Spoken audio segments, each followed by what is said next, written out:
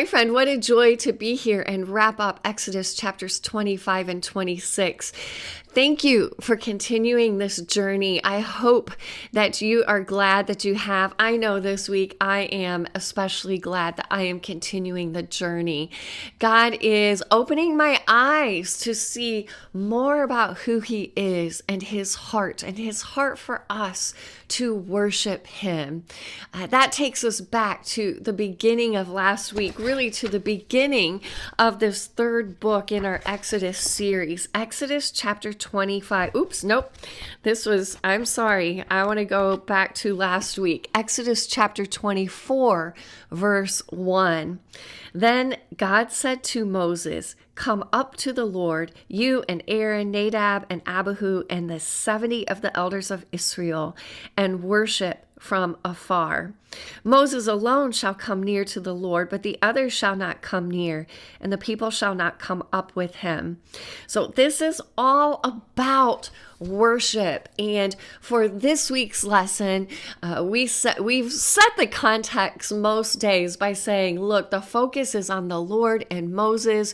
When is this taking place? This is when Moses goes up alone for those 40 days and 40 nights to be present with the Lord and really to worship Him and to learn more about how God would want to be worshiped.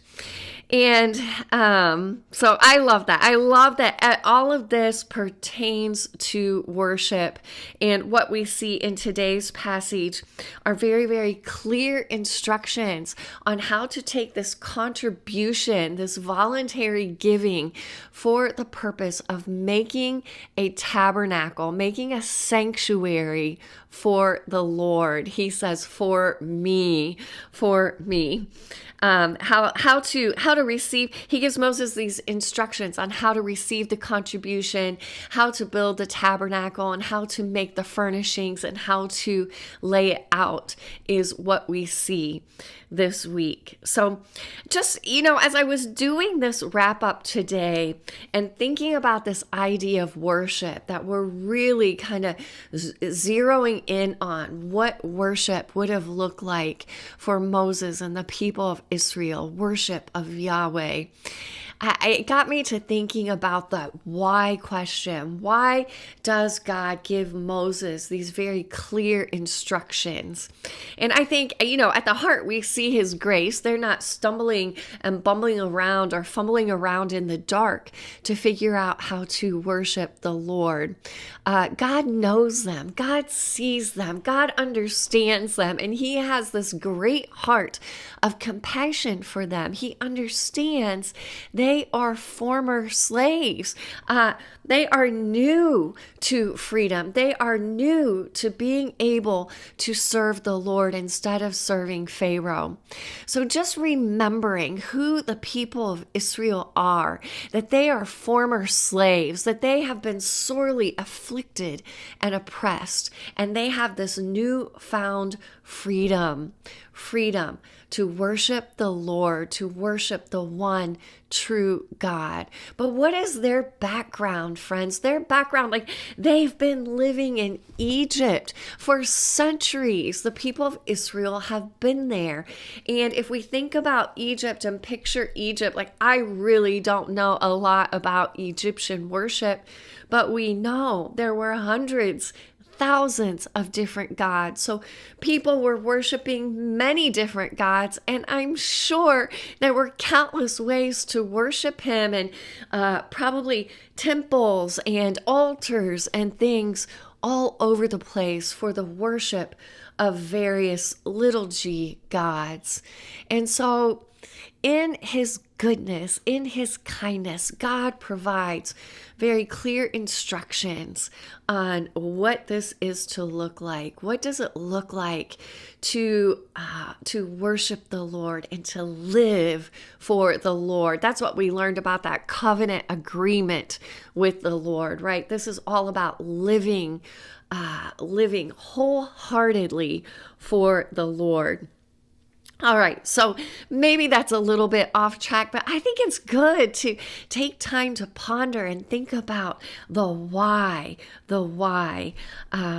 So God is giving very, very clear instructions on how He is to be worshiped, how the one true God, the maker of the heavens and the earth, desires to dwell with His people and to be worshiped by them. So in this week's passage, we've seen Him I don't know if I already said this. I'm sorry if this is a repeat, but we see God giving Moses clear instructions on how to receive the contribution, how to receive those voluntary gifts of the materials and the services and the time that is going to be required for what?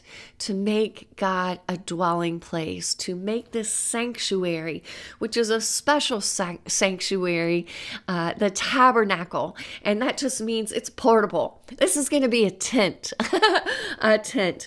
Kind of unfathomable that the creator of the heavens and the earth, whose throne, whose kingdom is established in the heavens and the earth, as David says in Psalm 103, would humble himself and enter in and dwell with his people in this humble tabernacle, this sanctuary that literally is a tent. And I think, one thing that I noticed is He allows the people of Israel. I mean, think about it. He is the maker of the heavens and the earth, and He allows the people of Israel, His people, His treasured possession, the ones He wants to be this kingdom of priests and a holy nation that will glorify His name amongst other nations. He allows them to make and create His dwelling place. I mean, isn't there something kind of mind-blowing about that God would humble Himself in that way and dwell in a place made by human hands? I thought, here's a picture. We see God's humility, and we see once again His grace to His people as well. So that is the purpose of the tabernacle. The purpose is to provide a dwelling place for the Lord. He makes that abundantly clear. I love that. And this was Exodus 25:8, and let them make me a sanctuary. See, He says, let them make me a sanctuary. That just seems so backwards. But here's God's grace, that I may dwell in their midst. Love that.